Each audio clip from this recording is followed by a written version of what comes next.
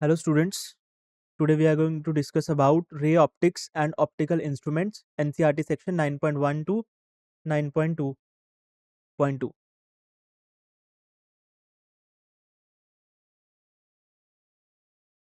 So this is the disclaimer.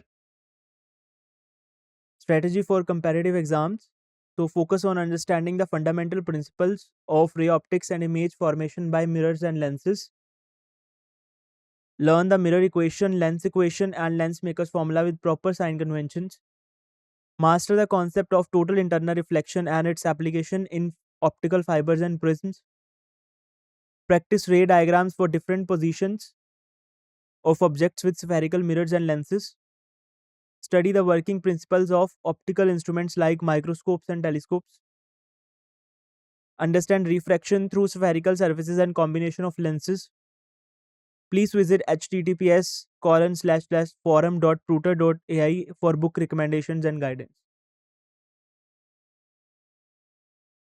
So after this lecture, you will be able to understand the fundamental properties of light, historic perspectives of light study, and the basic principles of ray optics. So today we are going to discuss the introduction part and the mirror equation. Okay, mirror equation we are going to discuss in the next chapter, sorry, but today we are going to discuss about the geometrical representation of spherical mirrors, okay, and sign conventions. Also we are going to discuss about the relation between focal length and radius of curvature. Concept of spherical mirrors including sign conventions, focal length calculations and their practical applications in optical systems. So index of topics that we are going to cover today: 9.1 section of NCERT introduction, NCERT section 9.2 reflection of light by spherical mirrors, NCERT question 9.2.1 sign convention, and NCERT section 9.2.2 focal length of spherical mirrors. So let's begin with the introduction. So nature has endowed the human eye with remarkable sensitivity. Okay, our human eye can detect only which region of electromagnetic spectra? Only visible region. That's why it is called visible. Okay, only that region our human eye can detect. Okay, so nature has given the human eye with remarkable sensitivity to detect electromagnetic waves within a specific range, and that range is called visible range of the electromagnetic spectra, means 400 nanometer to 750 nanometer, to which this range we can say we can detect this range, we can see the visible light. This electromagnetic radiation with wavelengths approximately from 400 nanometer to 750 nanometer. So for this range our human eye can detect this range of electromagnetic waves, constitutes what we call visible light. Light serves as our primary means of perceiving and interpreting the world around us. Okay, everything we are seeing, everything we are interpreting by seeing. So it is very important sense. Okay, without eyes we can't do anything. So the light serve as primary means of perceiving and interpreting the world around it. Okay, so light falling on any objects after reflection comes to our eyes, and our eyes detect the object and our brain process it. Okay, so for vision purpose there should be light. We cannot see in darkness properly because there is no light.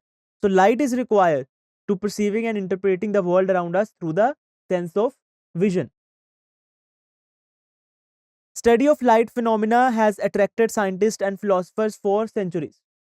Okay, light has been in the world from beginning. Okay, without light there is nothing possible. Okay, so study of light, what is its properties? Okay, to develop various optical instruments. So the study of this light phenomena has attracted many scientists and philosophers for centuries, leading to important discoveries for concept of light phenomena. Also development of various optical instruments like telescope, microscope, okay, lenses, these type of optical instruments that are being used nowadays They were discovered or invented after studying the light phenomena. So what is historical perspective on light? So development of ray optics by scientists like Euclid or Ptolemy laid foundation for geometric optics. Okay, what is geometric optics? That we are going to discuss in ray optics. We are going to make some ray diagrams. Okay, we are going to discuss about the working of optical instruments. Okay, by drawing the ray diagrams. Okay, so that is geometric optics. Okay, so scientists like Euclid and Ptolemy laid foundation for this geometric optics. Medieval Islamic scholars like Ibn al-Haytham made significant contribution to understanding light propagation. Okay, so how light propagate through different mediums, how light propagate through vacuum. Okay, light is also an electromagnetic wave. So its behavior is similar to electromagnetic waves. Okay, so how any electromagnetic wave travel in vacuum as well as medium. Also, how light can travel through vacuum or medium. Okay, so study about these concepts or these questions were made. Modern understanding emerged through the work of scientists. So after the optics, we are going to discuss the wave optics.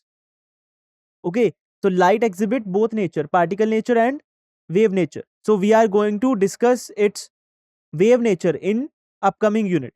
So modern understanding of optics or modern understanding of this light phenomenon that were given by Newton, Young and Maxwell. Maxwell discovered the electromagnetic waves. He gave theory about electromagnetic waves and he proved or he showed that light is also an electromagnetic wave. Okay, then Newton studied some phenomenon, and Young, you will learn about Young's double slit experiment in wave optics. Okay, so modern understanding emerged through the work of these scientists, Newton, Young and Maxwell. So what are the fundamental properties of light? Light travels with enormous speed in vacuum.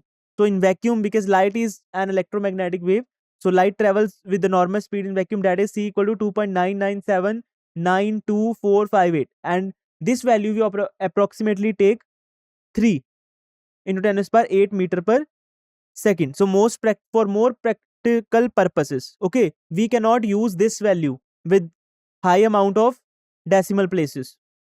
Okay, for calculations or for complex problems or for practical purposes, we use the approximation, that is C equal to 3 into 10 to the power 8 meter per second. Speed of light in vacuum represent the maximum attainable speed in nature according to Einstein theory of relativity. Okay, so Einstein gave the theory of relativity. So he told that speed of light is maximum attainable speed in the nature. Okay, no object can have more speed than the speed of light. Okay, in vacuum. So light exhibits both wave nature and particle characteristics, a concept known as wave particle duality. Okay, so light exhibits both particle nature, wave nature. Wave nature we are going to discuss in wave optics. Okay, so that concept was known as wave particle duality. Okay, or particle nature is due to the, in particle nature we discussed that electromagnetic waves or light, it consists of small packets of energy that are known as photons. Energy associated with a photon of a specific electromagnetic wave having frequency nu is given by equal to h nu. Okay, it is also showing wave nature, in which electric and magnetic fields are mutually perpendicular to each other and they are time varying electric and magnetic field. They are mutually perpendicular to each other and perpendicular to the direction of propagation of wave. So what is the ray approximation?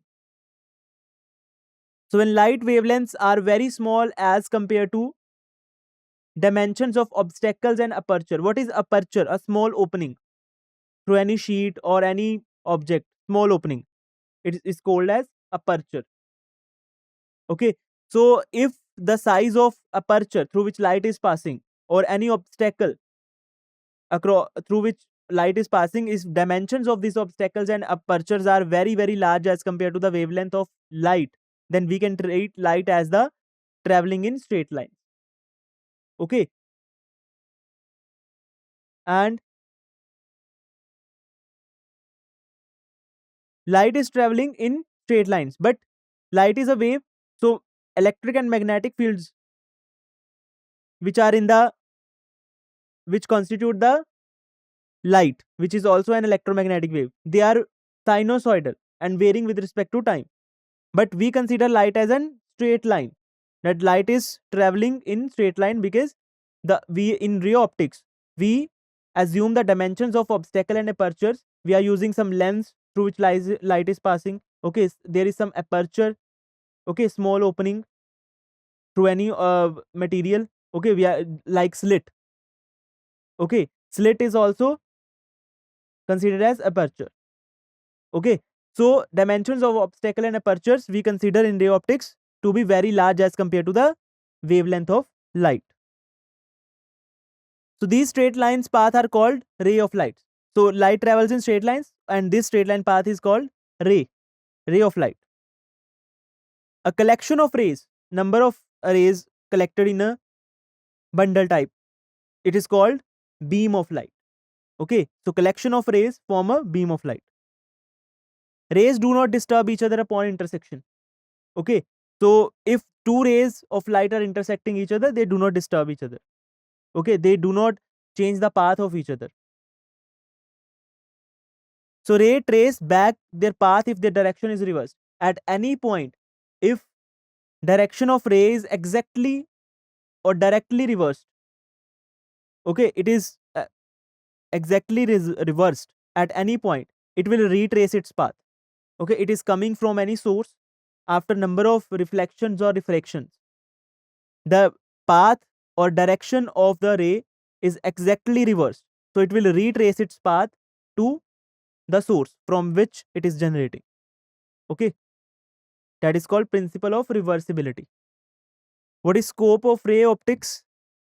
So ray optics deal with propagation of light through homogeneous medium and across interfaces. Interfaces means the any face that is separating, any surface that is separating two medium. Okay, two media, like there is a slab, okay, and it is placed in water. So the surface of slab that is separating the water and material of slab is glass, that is separating two media is called interface. Okay, so homogeneous media. So ray optics deal with the propagation of light through homogeneous media and across the interfaces. It confines phenomenon such as reflection from plane and curved surfaces. Okay, from plane mirror, from spherical mirrors, from any type of surface. Refraction through different media. So media is the plural of medium. So refraction through different media, dispersion of light into constituent colors. Okay, so white light is formed from 7 colors. Its constituent color are 7. Okay, so dispersion of light into 7 constituent colors. Formation of images by mirrors and lenses. Working principle of optical instruments. Okay, optical instrument we are going to discuss microscope and telescope. Okay, that optical instrument we are going to discuss in detail. So working principle of optical instrument, formation of images by mirrors and lenses. So application in modern technology. So optical fibers, okay, that are used now for high speed network. Okay, if you want to use high speed network, then many people take service of optical fibers. Okay, they are very thin, like hair, like human hair, like thin fibers that are used to transmit, that are used for telecommunication or for network. So optical fiber communication rely heavily on principle of ray optics. Camera systems and photographic equipment utilize lens combination based on ray optics. Medical instruments like endoscopes. Endoscopes are also made of optical fibers. Okay, so with the help of optical fiber, endoscopy is done. Okay, it is the diagnosis of internal organs. A fiber is inserted into your mouth to examine your internal organs. Okay, and that endoscope use fiber optics for internal examination. Laser technology applications in manufacturing and medicine. Astronomical telescope for space exploration and research. Also, microscopes are used to research. Okay, in biology, microscopes are used to see the different type of microorganisms. Okay, different type of cells in our body. Or microscopes have many vast applications in other fields also, to see the grain structure, like we have discussed about in magnetism and matter. We discuss about the domains. Okay, we have discussed ferromagnetic substance, in which domains were there, grains were there. Okay, to visualize that grains or visualize that domains, high resolution microscopes are used nowadays. So let's start with law of reflection. Okay, so this diagram, figure 9.1, the incident ray, reflected ray, and normal to the reflecting surface lie in the same plane. Okay, this is the one of the law of reflection. Okay, so you can see in the diagram, mirror is there, incident ray is coming, and after incidenting on the mirror, it is reflected. So incident ray, reflected ray, and normal is being shown. Normal is the perpendicular line on the mirror, which is perpendicular to the plane of mirror. Okay, so angle of incidence is the angle between incident ray and normal. Angle of reflection is the angle between normal and reflected ray. Okay, so fundamental laws governing reflection of light are universal and apply to all reflecting surfaces.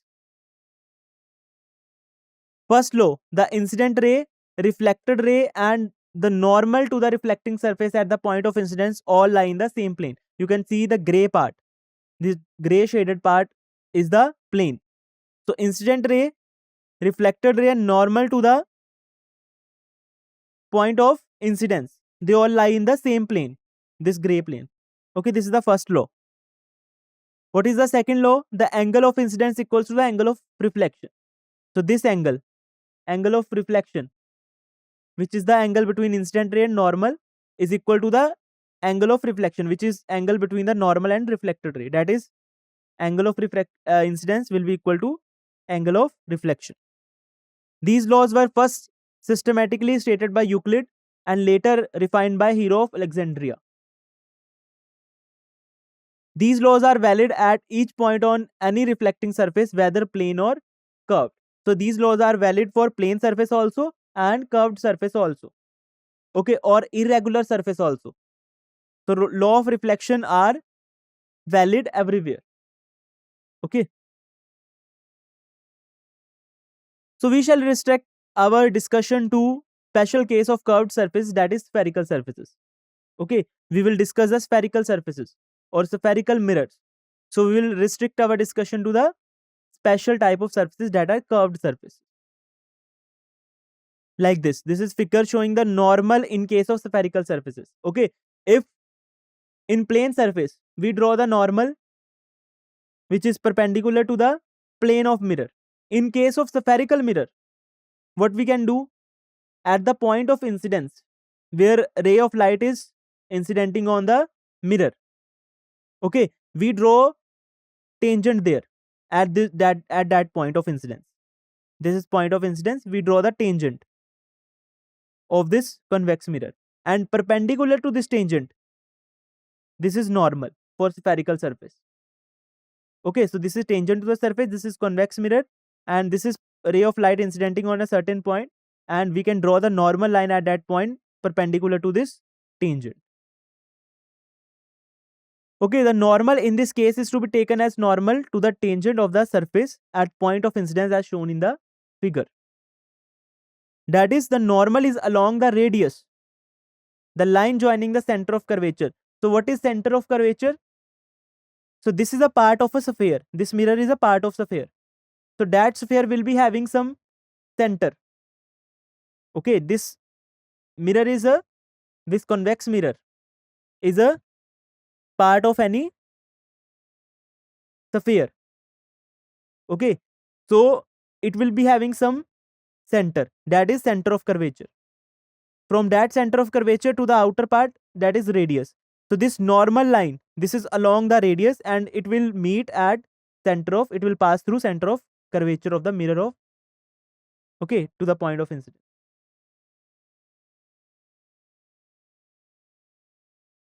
Now figure showing the geometric properties of spherical mirrors. So let's see the geometrical properties. A spherical mirror is a section of hollow sphere. So these are hollow spheres. So these spherical mirrors are some section cut out from the hollow spheres, hollow glass spheres. Okay, with one surface polished. So what is convex mirror? Its internal surface is polished and its reflecting surface is curved outwards. And for concave mirror, its reflecting surface is curved inwards, and behind it, it is polished. Okay, a spherical mirror is a section of hollow sphere with one surface polished to act as reflecting surface. Concave mirrors have their reflecting surface curved inwards. So this is concave mirror and their reflecting surface is curved inwards, and outwards there is a polishing. Okay, towards the center of the curvature.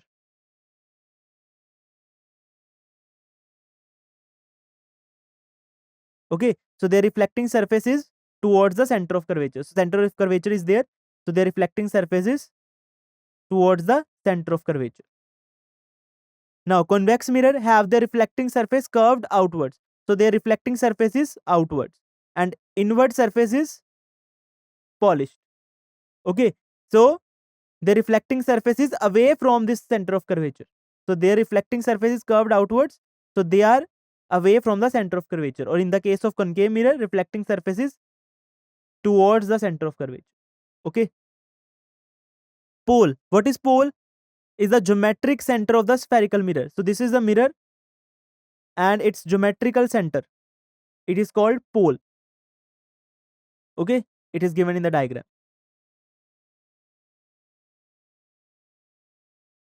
Now, what is principal axis? It is a straight line joining the pole to the center of curvature.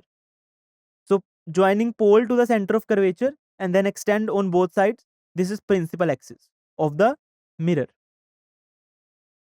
What is center of curvature? Is the center of sphere from which mirror is cut. So this is the actual sphere and a part of this sphere is cut out to be mirror.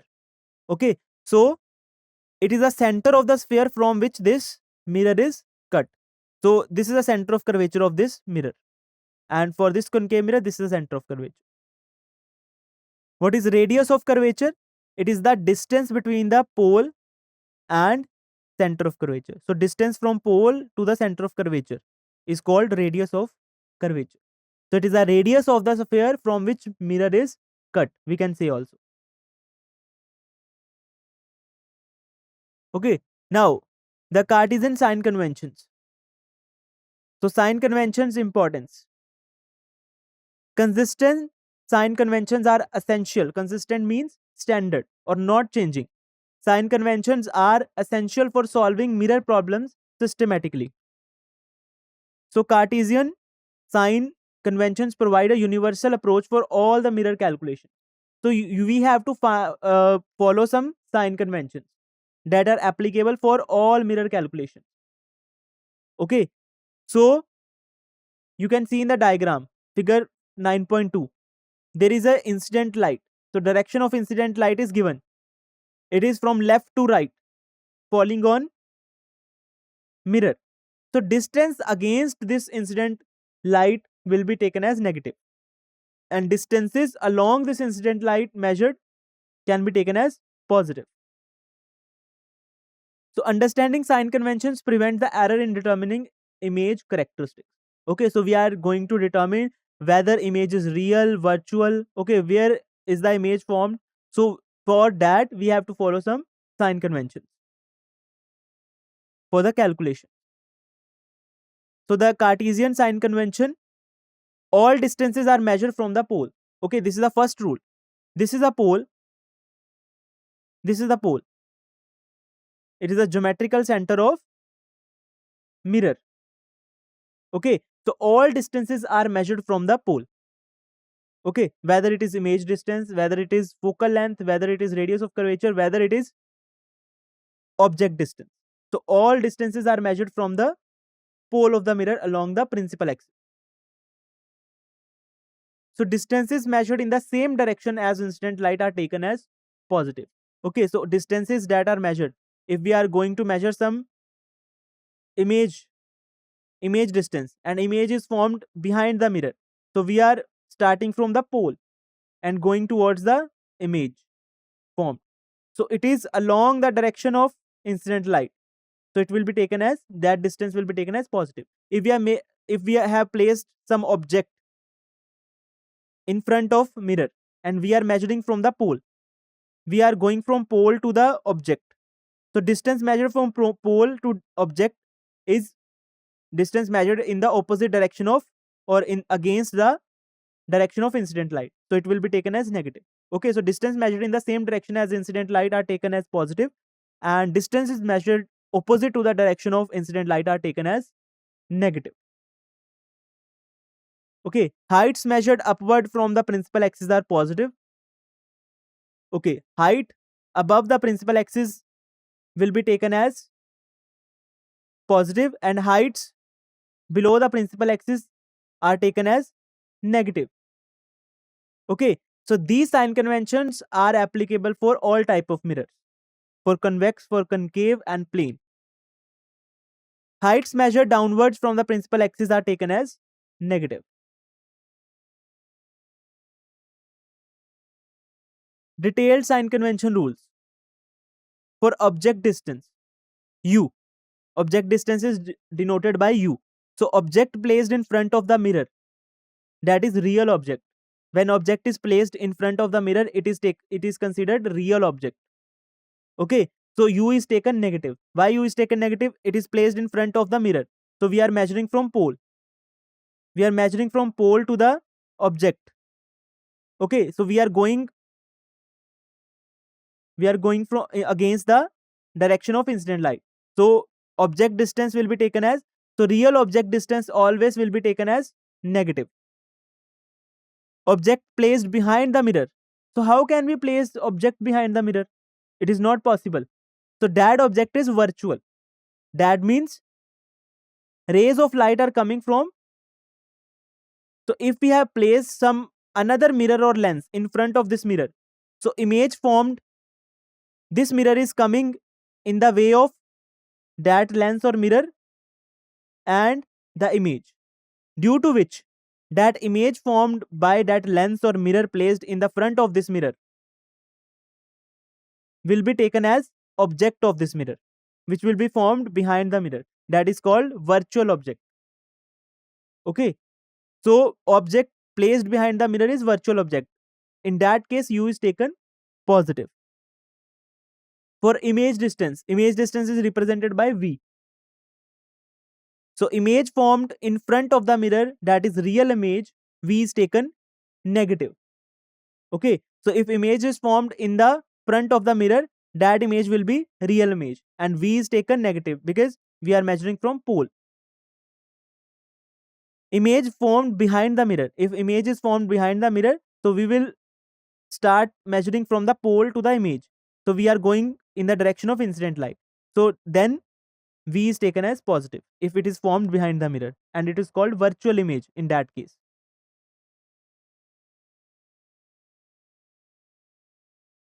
For height, erect image, if image is erect, it means it is above the principal axis. So height is taken as positive. If it is inverted, it is below the principal axis like this, height downward.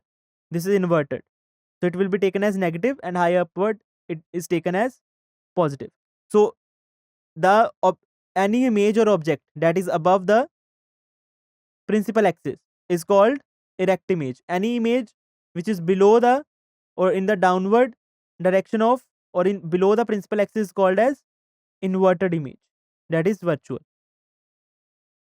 Sorry, that is real. Advantages of consistent sign conventions.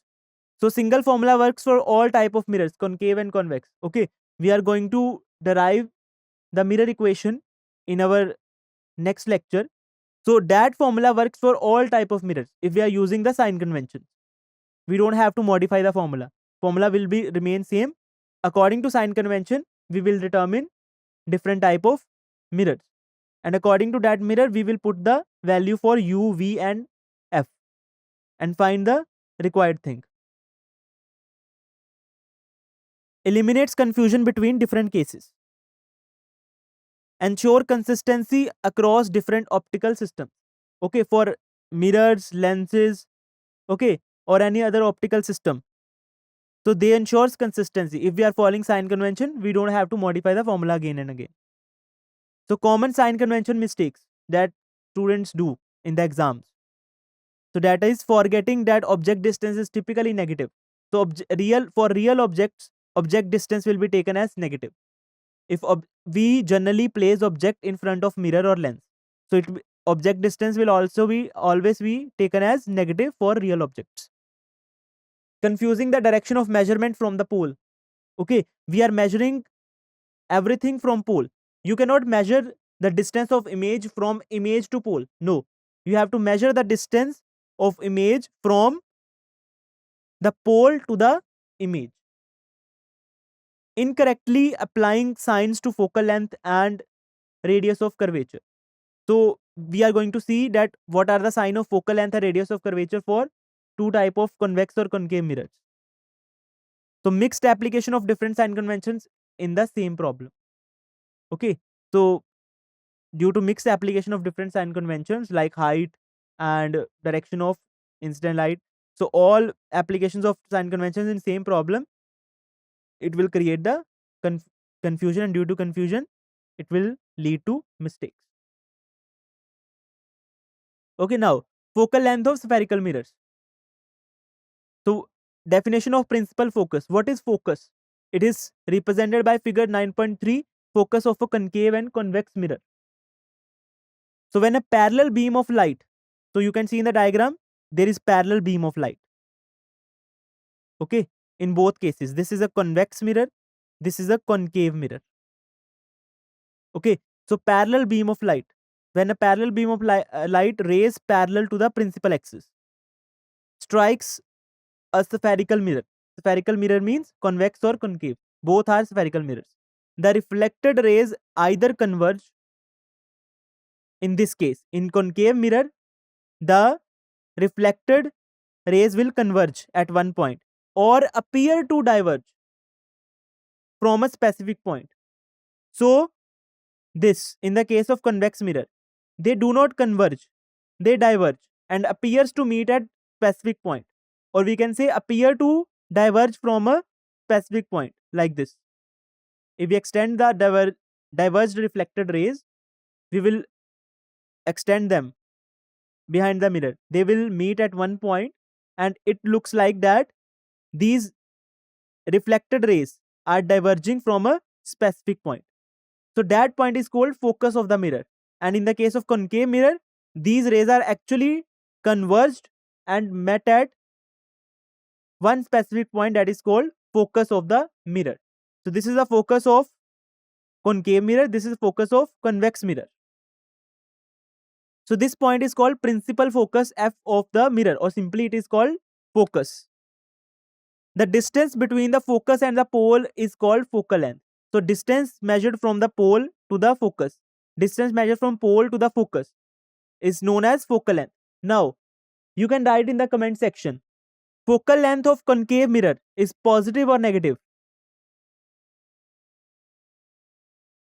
We are measuring any distance from the pole. So focal length of this concave mirror is positive or negative?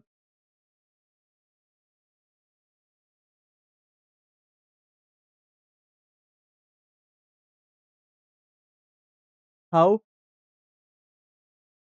It is negative because direction of light, incident light is from left to right, and we are measuring from pole to focus. We are measuring from right to left.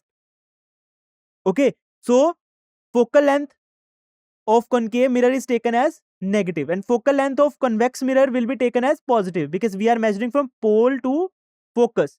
So we are measuring in the direction of incident light. Okay, so focal length for convex mirror will be positive. Okay, here is focal plane. So when a paraaxial beam, what is paraaxial? Two type of beams are there, paraaxial and marginal. Paraaxial means beam closer to the principal axis. So when rays of light are very close to principal axis, then they are called paraaxial beams or paraaxial rays. When rays are farther apart from the principal axis, or they are incidenting on the edges of the mirror, they are called marginal rays. Okay, so in our chapter we generally deal with paraaxial rays or paraaxial beams. We are not taking into account the marginal rays or marginal beam.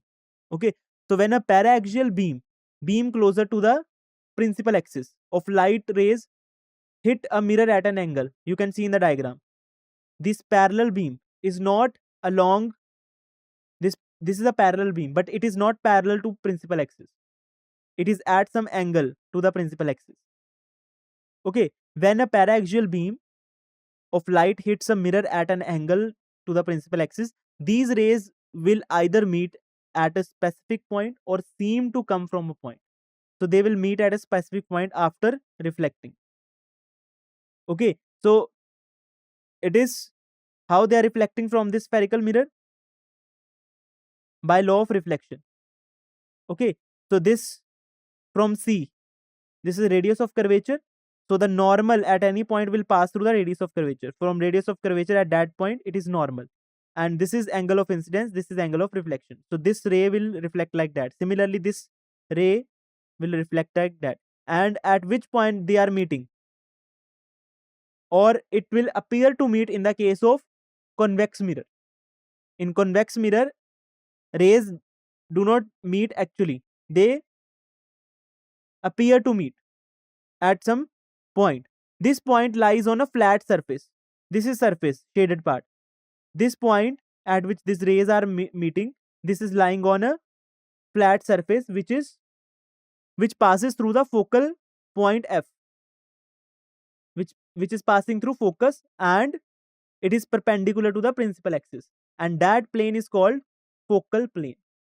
Okay, if parallel beam of light is coming at some angle to the principal axis, then after reflection these rays are meeting at some point, and this point lies on a flat surface which passes through the focus and perpendicular to the principal axis, and that plane is called focal plane. So this flat surface is known as mirror's focal plane according to figure 9.3c. Okay, so focus characteristic for different mirrors. So for concave mirror, okay, for concave mirror, parallel rays converge at the focus after reflection. Okay, if parallel rays parallel to the principal axis are coming from a distant object, after reflection they will meet at one point on the principal axis. This point is called as focus. Okay, or if these parallel lines are coming from a distant object, but these parallel lines are not parallel to principal axis, they are at some angle to the principal axis, then image will be formed at focal plane but not at focus. Focal plane is plane passing through focus and perpendicular to principal axis. So image will be formed at focal plane, not focus. Okay, only parallel rays that are also parallel to the principal axis, they will meet at principal axis, and that point of intersection of all the reflected rays on the principal axis will be taken as focus. So parallel rays converge at focus after reflection. Focus is real and located in front of mirror. So this focus is real because these rays are actually converging at one point. Okay, so this focus is real and it is in front of the mirror. Okay, so since it is front of the mirror, so focal length is negative according to the sign convention. Radius of curvature. Radius of curvature is also c. Center of curvature is in front of the mirror, and radius is the distance from pole to the center of curvature. So we are measuring from pole to center of curvature. So radius will also be taken as negative because center of curvature in front. Can form both real and virtual images depending on the object position. Okay, so in 10th class we have discussed, okay, you may have discussed in 10th class cases of image formation. Okay, there are 6 cases of image formation of concave mirror. When object is placed at infinity, when object is placed at beyond c, means at some point here beyond c. Second case, when object is placed at c, when object is placed at between f and c, and when object is placed at f. These are 5 cases for which image will be real and inverted. Now, when object is placed between pole and focus, then image will be virtual. So this concave mirror can form both real and virtual image depending on the object position. Now for focus of a convex mirror, so parallel rays appear to diverge from the focus after reflection. Okay, so these parallel rays are coming and striking the mirror. So they appear to be diverged from one point called focus after reflection. They appear to be, but not actually. That's why focus is virtual and located behind the mirror. Okay, now it is behind the mirror. We are measuring from pole to focus. We are measuring in the direction of incident light. So focal length is positive according to the sign conventions. Also, radius of curvature is in same direction behind the mirror. So we are measuring from pole to C. So this radius of curvature will also be taken as positive because center of curvature is behind. Always form virtual. So there are 2 cases of image formation. Okay, one is beyond F, other is between pole and F. Okay,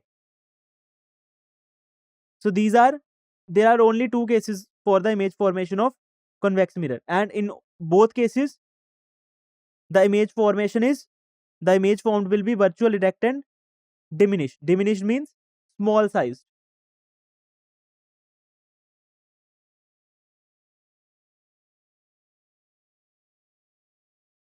Now derivation of focal length formula.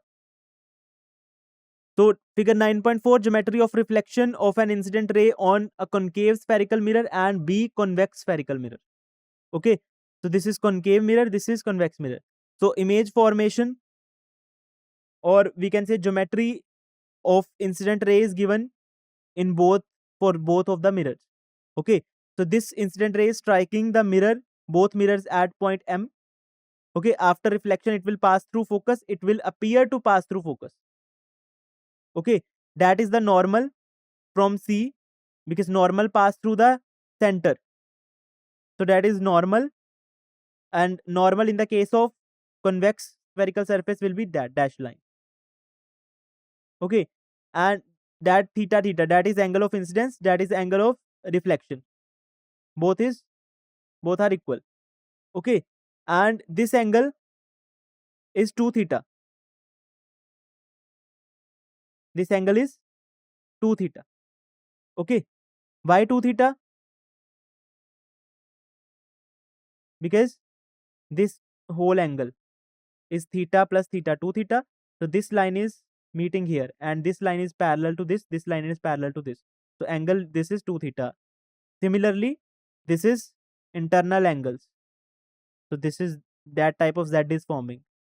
Theta plus theta, 2 theta, and this angle will be 2 theta. Okay.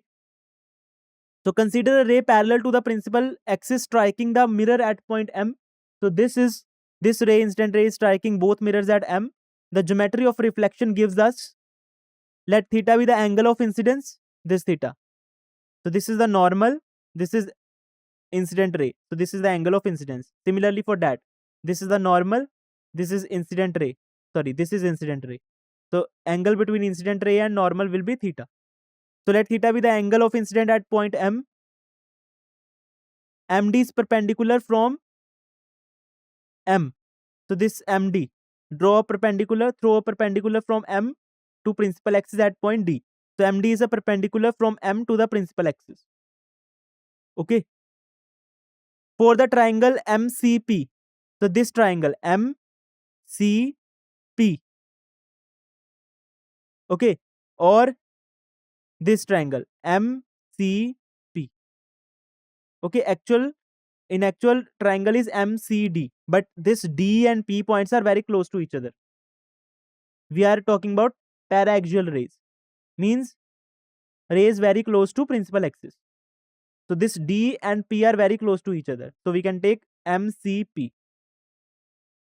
So this angle MCP, in both cases MCP is theta. For triangle MFB, for this triangle MFP, this angle is 2 theta for both these mirrors. Okay, in triangle MDC and MDF. So in triangle MDC and MDF, in both triangles respectively, tan theta. So find tan theta from here.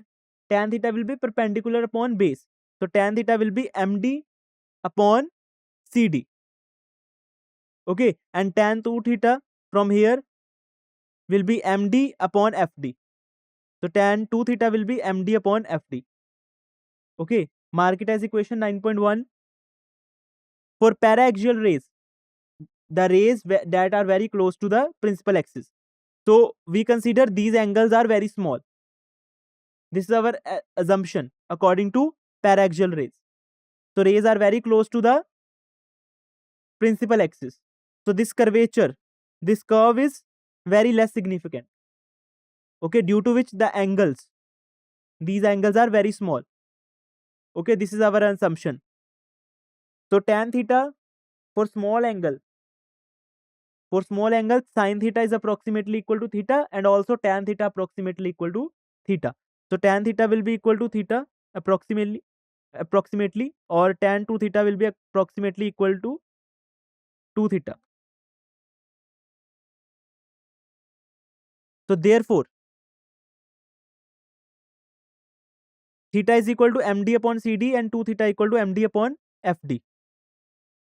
Okay, so tan theta, we have approximated tan theta with theta. So theta is equal to MD upon CD, 2 theta is equal to MD upon FD.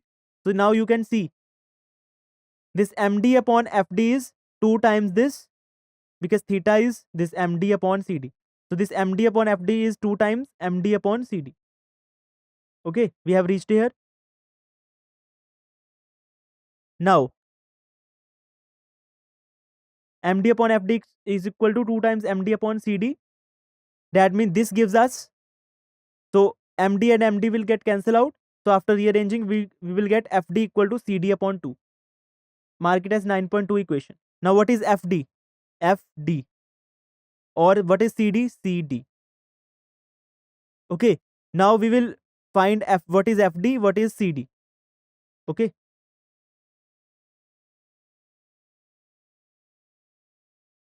For small angles, point D is very close to pole. Since we are using paraxial rays and angles are very small, so this D is lying very close to P. Okay, so this D is very close to P. So we can write, so that FD is equal to CD upon 2. We can write FD as FP. FD is approximately equal to FP because D and P are very close to each other. So FD is approximately equal to FP. And what is FP? It is the distance of focus from the pole, that is known as focal length, F. And we can write CD approximately equal to CP, which is equal to R. So this is the distance of center of curvature from pole, which is considered as radius of curvature r. So what is the final relationship? What was the final relationship? FD is equal to CD upon 2. So FD is F is equal to R upon 2. So focal length is half of the radius of curvature. Mark it as 9.3 equation. This relation only valid for paraaxial rays. Okay, that assumption of paraaxial rays will be used throughout the lecture. We are not considering marginal rays that are away from farther apart from the principal axis. So what is the physical significance of this equation or relation? Focal length is always half of the radius of curvature. This relationship holds for both concave and convex mirrors. It connects the geometric property with the optical property. What is geometric property? Radius. It is the radius of the spherical sphere from which mirror is cut. So this is the geometric property. What is the optical property? Focal length. Okay, it is not defined according to the geometry of the mirror. It is defined that how how rays of light parallel to the principal axis will meet after reflection. So this is optical property. Forms the basis for mirror design in optical instruments. So let's have a quick recap. Human eyes can detect electromagnetic waves in the 400 to 750 nanometer range known as visible light. Historic understanding of light evolved from ancient Greek philosophers to modern scientists like Newton and Maxwell. Light travels at approximately 3 × 10⁸ in vacuum meter per second. Ray optics treats light as traveling in straight lines or in the form of rays when wavelength is small compared to the obstacles or apertures. Ray optics covers reflection, refraction, dispersion and image formation but can't explain wave phenomena. Wave phenomena will be explained in the wave optics by considering the wave nature of light. Laws of reflection state that incident ray, reflected ray and normal lie in the same plane and angle of incidence equals to the angle of reflection. Spherical mirrors can be concave, inward curve or convex, outward curve with key points like pole, center of curvature and principal axis. Cartesian sign conventions uses positive negative values to represent the distances and heights from mirror's pole. Principal focus is where parallel rays converge or appear to diverge after reflection. Focal length f equals to the half of radius, that is f equal to r/2 for spherical mirrors. There are some practice questions. What is the focal length of a concave mirror whose radius of curvature is 20 cm? If a concave mirror has a focal length of minus 15 cm, okay, it is given in the question, it is minus, but it will not be given in the question. What is the radius of curvature? You have to determine whether its focal length is negative or whether its focal length is positive based on the mirror. So for a convex mirror with radius of curvature 40 cm. Okay, for convex mirror, radius of curvature will be taken as negative or positive? Positive. Determine its focal length. According to sign convention, what will be the sign of focal length of concave mirror? If parallel rays after reflection appear to come from a point 25 cm behind a mirror, what type of mirror is it and what is its radius of curvature? So thank you. This is all about today's lecture.